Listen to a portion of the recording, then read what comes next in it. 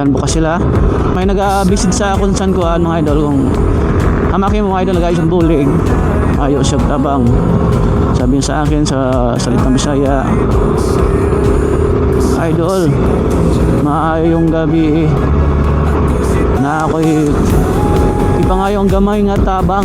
Ako mga idol, wala akong may reply niya mga idol kung saan ay akong ipangayo nga tabang. Kay ang iyang gipangayo ag tabang nga usa pa man god sa katabangonon. Labaw pa ko mga idol nga mangayo tabangonon. Kaya nga ako ang igsoon mga idol 3 times a week nasa dialysis. Ako ang aking kapatid nga bunso na aming lalaki.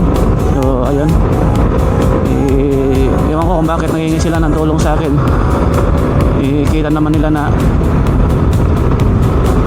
puti mo ipang ating page. So ayun mga idol, kaya sana ako yung bigyan nyo ng tulong.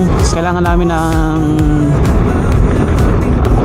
ano din, financial para sa kapatid ko na nag-dialysis every week, 3 times a week. So nasa Masbate siya ngayon. Dati nagagastos kami ng 10k. Ewan ko lang ngayon, baka kumunhod na o anong tawag ng kumunhod, bumaba na ng bumaba na konti.